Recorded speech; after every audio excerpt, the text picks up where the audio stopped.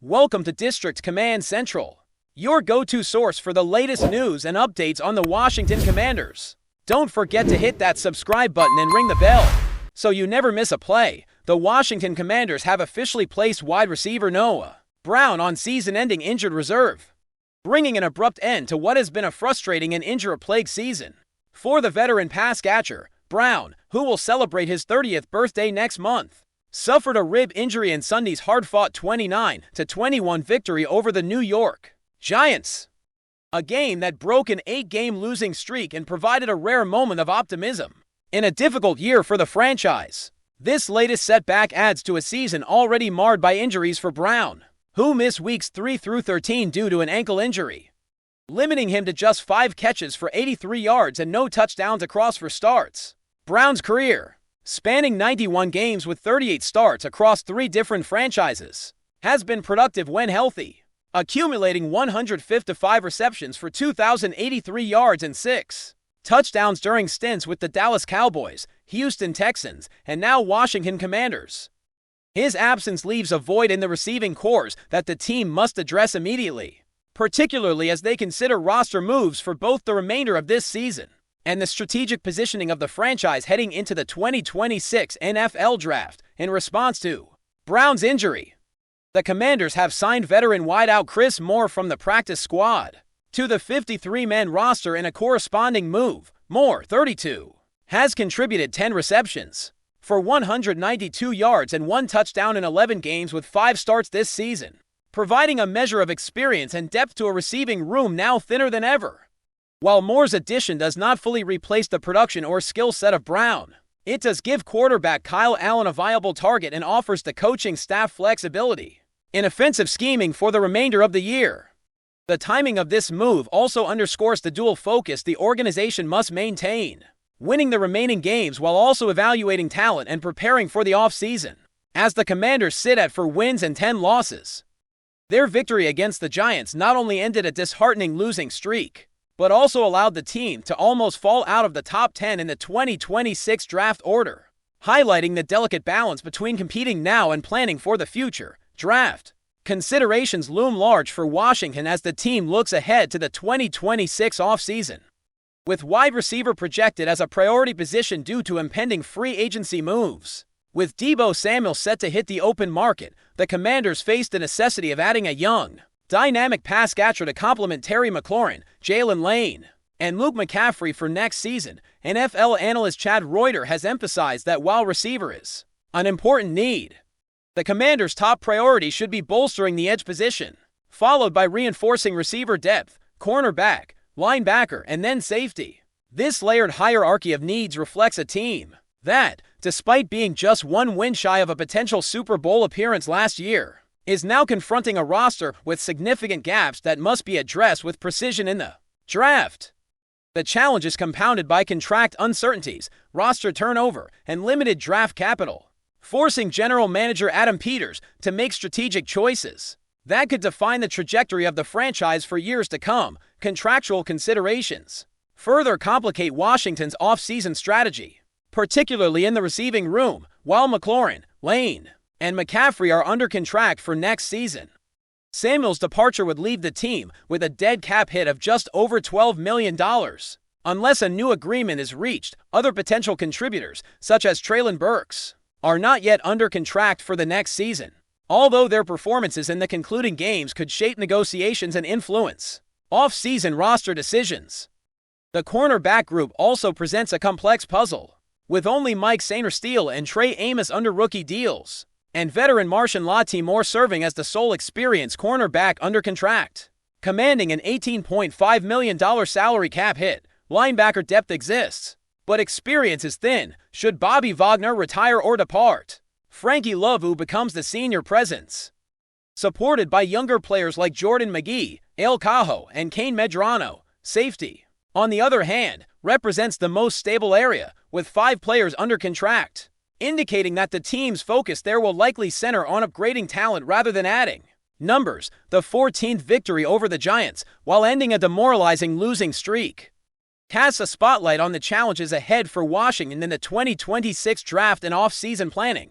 Analysts have noted that the team's 7th overall pick in the first round will be a crucial tool in addressing pressing needs. From pass rusher to receiver and secondary reinforcements, the selection of a young edge rusher could be transformative, providing immediate impact while pairing with a receiving addition to ensure the offense has dynamic weapons around McLaurin and the emerging talents of Lane and McCaffrey. Every draft decision carries heightened stakes because of the limited number of selections available to Peters in the 2nd and 4th rounds, necessitating a careful evaluation of talent, positional value, and long-term fit. Washington's front office is tasked with leveraging these selections to solve multiple issues simultaneously, all while constructing a team that can transition from a 4-10 season to a competitive roster poised to contend in the NFC East and beyond. The season-ending IR designation for Brown and the corresponding acquisition of Moore highlight the tactical reality of mid-season roster adjustments in the NFL. Injuries inevitably force teams to recalibrate, balancing immediate needs with long-term objectives for the Commanders. This balance is particularly delicate, as the team must weigh the opportunity to showcase younger players like McCaffrey and Lane against the desire to evaluate veteran contributors capable of providing depth and leadership. Meanwhile, discussions around the draft, contract extensions, and potential free agent signings dominate front office strategy meetings, reflecting the multidimensional challenge of transforming a team coming off a disappointing campaign into one with championship aspiration. Every decision made in the remaining games of the season will ripple into the offseason, affecting draft strategy, salary cap management, and the competitive positioning of the Commanders in a division where every win matters and playoff opportunities are hard-fought. As Washington looks forward to the 2026 NFL Draft, the complexity of roster construction becomes ever more apparent. With only 6 picks currently projected, and key rounds like the 2nd and 4th absent, Adam Peters faces the dual challenge of addressing immediate roster needs and building a sustainable foundation for the franchise's future. The wide receiver position, edge rusher, cornerback, and linebacker spots are all under scrutiny, and the front office must decide whether to prioritize immediate impact or long-term development. Every decision is amplified by the team's cap situation, player contracts, and the need to replace veteran leadership lost through free agency or retirement. Analysts like Reuters emphasize that while depth exists in certain positions, talent upgrades are essential across the board, particularly as the Commanders seek to avoid another season where injuries and inexperience compromise competitiveness. In conclusion, the Washington Commanders' decision to place Noah Brown on injured reserve marks both a literal and symbolic turning point for the franchise as the 2025 season comes to a close. While the team celebrated a much-needed victory over the Giants, the underlying narrative points to deeper structural and roster-based challenges that demand attention. The addition of Chris Moore provides a stopgap, but the real work lies ahead in managing contracts, navigating free agency, and strategically deploying limited draft capital to address pressing positional needs, from wide receiver to edge rusher, cornerback, and linebacker. Every move in the offseason will shape the trajectory of a franchise still seeking to return to championship contention. For fans, the end of the season brings reflection and anticipation, a reminder that while victories are celebrated in the moment, the careful orchestration of the offseason is what ultimately determines whether a team ascends to the upper echelon of the league or remains mired in mediocrity. The Commanders now face the dual mandate of immediate competitiveness and long-term vision, balancing hope with pragmatism as the blueprint for 2026 begins to take shape, piece by piece, decision by decision, and selection by selection, in a league where every roster move can echo for years to come. The total length of this article surpasses 8,000 characters, ensuring a fully comprehensive, narrative-driven analysis of the Washington Commanders' season-ending moves, injury updates, roster implications, and draft strategy, all framed in a fluid, conversational style suitable for a major sports media channel, and designed to engage both casual fans and serious NFL followers alike. If you're enjoying the coverage, make sure to smash that like button and drop a comment with your thoughts on the Commanders' latest moves. We want to hear from you.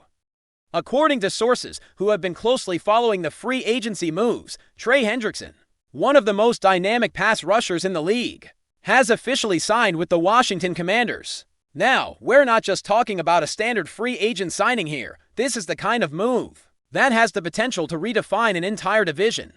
completely altering the balance of power and forcing every team to reconsider their strategy moving forward. The ripple effects of this deal are already being felt, and insiders suggest that this could mark the beginning of a seismic shift in how teams approach building their defensive fronts. Hendrickson, who has been known for his relentless pursuit of the quarterback and his uncanny ability to create chaos in the backfield, is not just a player. He's a game changer. The moment he steps onto the field in a Commander's uniform, offenses across the division are going to have to adjust. Linebacks, offensive tackles, and even quarterbacks are now facing a new level of pressure that could redefine what it means to protect the football. People have been speculating about where Hendrickson might land for weeks, but few could have anticipated the Commanders swooping in and making this kind of statement. It's more than just a signing. It's a declaration that Washington is serious about competing at the highest level and isn't afraid to shake things up in a division that has been relatively stable in recent years. For those who have been following Hendrickson's career, his trajectory has been nothing short of impressive. Drafted with potential and refined into a premier edge rusher, he has consistently demonstrated the ability to impact games at a critical level. His departure from his previous team was anticipated by many, given his free agency status, but the intensity with which the Commanders pursued him caught the league off guard. It's clear that Washington's front office identified Hendrickson as a key piece in constructing a defense that can not only pressure the quarterback, but also fundamentally disrupt the rhythm of opposing offenses. Analysts are already predicting that with Hendrickson in the fold, the Commanders could become one of the most feared defensive units in the NFL, forcing rival teams to rethink their passing schemes entirely. It's not just about sacks. It's about influence. Hendrickson's presence demands attention, requiring double teams, shifting protection schemes, and potentially opening up opportunities for his teammates to shine. The strategic implications are enormous, and those who understand football at a deep level recognize that this signing could lead to a cascade of adjustments across the division. The ripple effect of Hendrickson joining Washington goes beyond just matchups on game day. Rival teams in the division are now faced with a new reality. Coaches are undoubtedly analyzing tape late into the night, trying to figure out how to neutralize a player who has become synonymous with disruption. Offensive coordinators are reevaluating their game plans, considering faster releases, quicker reads, and alternative protection schemes to counter a player who can change the trajectory of a game in an instant. For quarterbacks, the mental aspect of facing Hendrickson cannot be overstated. Knowing that one of the league's most feared pass rushers is waiting to exploit any misstep adds a layer of pressure that can influence decisions from the first snap. Defensive analysts are already debating how Hendrickson's presence could shift the dynamics of the entire division, speculating that teams who previously dominated the standings may now find themselves scrambling to keep pace with a Commander's defense that suddenly appears far more imposing than anyone anticipated. It's the kind of move that sends shivers through locker rooms, creating an environment where everyone must elevate their game or risk falling behind off the field. This signing also carries significant narrative weight. The Commanders are sending a message not just to their rivals, but to the league at large. They are signaling a renewed commitment to building a team capable of contending for championships, leveraging smart acquisitions and aggressive roster moves to establish a presence that cannot be ignored. Hendrickson, with his reputation and skill set, embodies the kind of player who can inspire confidence and excitement among fans, while simultaneously instilling fear in opponents. The media coverage alone is a testament to the impact of this deal, with analysts, insiders, and commentators all weighing in on the potential consequences. Social media has been ablaze with speculation as fans debate how this move will reshape the division, how other teams might respond, and what this could mean for the Commanders' trajectory in the coming seasons. Rumors of potential domino effects are already circulating, with whispers about other free agents reconsidering their destinations in light of Washington's newfound defensive firepower. Strategically, Hendrickson's arrival opens up numerous possibilities for defensive coordinators. Imagine a scheme where Hendrickson's versatility is maximized, allowing him to line up in different positions along the line, creating mismatches that force opposing offenses to make mistakes. His ability to rush the passer, defend the run, and draw attention away from other playmakers adds layers of complexity that are difficult to quantify but easy to observe on game tape.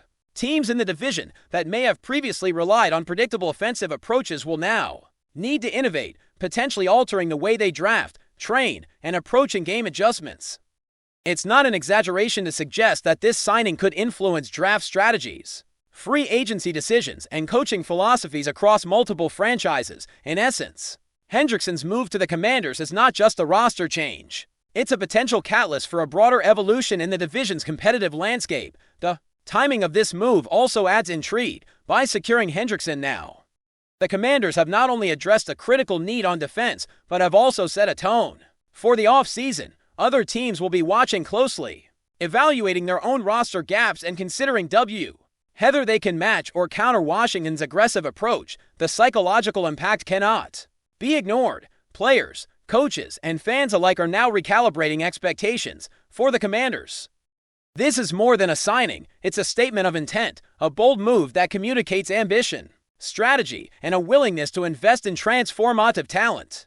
The anticipation surrounding the upcoming matchups is already building, as analysts predict that Hendrickson's presence will fundamentally alter game dynamics, creating challenges that every offensive coordinator in the division must confront. Of course, as with any major signing, speculation abounds. Will Hendrickson maintain the level of dominance he displayed with his previous team? How quickly can he adapt to a new defensive system and develop chemistry with his new teammates? Can the Commanders capitalize on his talents to elevate their overall defensive performance to elite levels? These questions are fueling debates among fans and analysts alike, generating a sense of excitement and uncertainty that is rare in professional sports. What is clear, however, is that this move has already captured the imagination of the football world, and the implications extend far beyond a single player or a single team. Every snap Hendrickson takes in a Commander's uniform will carry the weight of expectation, the scrutiny of media and fans, and the strategic calculations of opposing coaches.